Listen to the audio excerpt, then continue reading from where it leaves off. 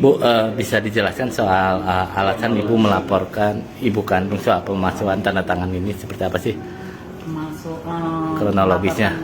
orang tua saya ke polisi itu karena saya menemukan tanda tangan saya itu dipalsukan. Itu kejadian setelah 9 tahun. 9 tahun. Jadi ada yang mengingatkan saya di nisan itu juga tidak ada nama suami saya dan anak saya.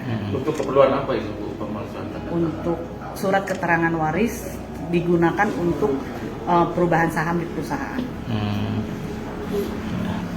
Jadi kronologisnya seperti apa sih Bu? Pas awal-awal tahun berapa kejadiannya terus ininya? Kejadiannya itu orang tua saya meninggal tuh 2012. Dia tuh membuat SKW di kelurahan itu 2013. Kayaknya bulan Maret ya. Februari. Di bulan Februari itu dia buat SKW itu di kelurahan. Tapi tanda tangannya itu yang dipalsukan. Kemudian SKW tersebut digunakan untuk mengalihkan saham di perusahaan. Perusahaan ayah. Jadi perusahaan keluarga ya.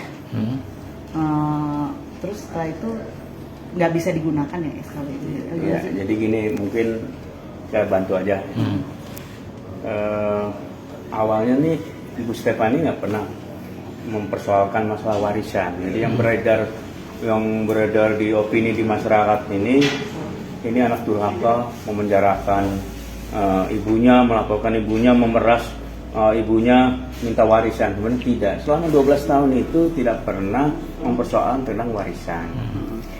Tapi terus tiba-tiba dapat informasi ini ya dari mantan karyawan ayahnya yang udah 30 tahun bekerja. Tahu tuh nisannya kan dia main ke mungkin soan juga kan di bosnya kan. Ayahnya beliau kan bosnya ini kan. Tuh nama suamimu, anak-anakmu nggak ada. Ada apa ini? Coba tanya, cek. Teleponlah dia, akhirnya berdasarkan informasi ditelepon ini kan bilangnya kata ibunya kan susah dihubungin, tapi ini mantan karyawannya itu bisa menghubungin, berarti ada nomor telepon sebenarnya kalau memang ibunya mau menghubungi. Kalau alasannya memalsukan tanda tangan karena nggak bisa dihubungi, sebenarnya karyawan itu sebelum lapor jauh-jauh sehari sebelum lapor udah ngasih tahu 2021 ya. Terus dia nelpon omnya itu kebetulan adik kandungnya ibunya, namanya Edi Budiono. Edi Budiono itu adik kandungnya terdakwa ibunya. Terus oh ya mungkin ya coba aja dicek gitu. Saya kan walaupun memegang saham di situ tapi saya tidak pernah diberitahu apa-apa gitu. Akhirnya Bu Stefani cari-cari di internet ya kan, dan kebetulan juga datangin notaris yang biasa ayahnya bikin jual beli apa ya di Kerawang. Terus dapat informasi dari notaris itu bilang, wah saya nggak berani bikin itu, mungkin di notaris yang lain di sana. Datanglah ke notaris Kania ya. Setelah dicek itu ada nama notaris Kania dan di data ahunya ya itu ada ditulis ada perubahan. Datanglah ke sana. Di sana ngobrol, saya ahli waris, saya dapat ini kok ada perubahan begini perusahaan, bagaimana ceritanya? Kan notaris kan objektif, nggak boleh menghalang-halangi, dibukalah semua. Lalu di saat itu ketahuan tuh ada surat keterangan waris yang dibuat di kelurahan sini ya, kelurahan Nagasari. Ya, di Kerawang ini. Nah dari situ kita ini untuk apa? Ini untuk perubahan ini. Jadi yang digunakan adalah akte surat keterangan waris dari kelurahan Nagasari, Kerawang untuk melakukan perubahan. Jadi di RUPS di situ. RUPS siapa aja? Seolah-olah dia setuju.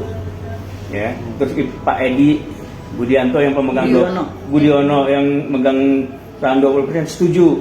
Padahal orang-orang itu tidak ada. Yang ada hanya ibunya Kusmayati yang sekarang jadi terdakwa, kakaknya Dandi, kemudian adiknya Verlin. Bertiga aja di situ rapat itu.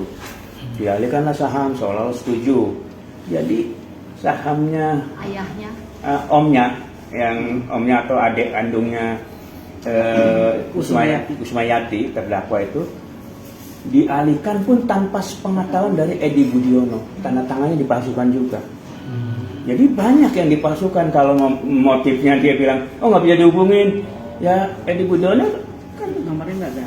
ada. Ex karyawannya ngubungin bisa. Bisa, dan karyawannya yang 30 tahun itu bisa ngomongin. Jadi itu sebenarnya berdasarkan itu kita coba juga ya, nggak langsung lapor. Jadi melalui komunikasi langsung ke Dandi, bilang, oh nggak ada perubahan kok, masih tetap perusahaan. Terus kapan bikin warisnya dong? Kita kan ayo udah nggak ada. Gampang belum dibikin apa? Padahal beliau sudah pegang semua dokumen, dapat fotokopinya dari notaris itu.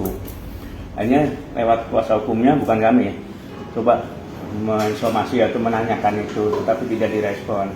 Akhirnya karena tidak direspon, laporlah tahun 2021 itu. Jadi kita memulai proses yang panjang.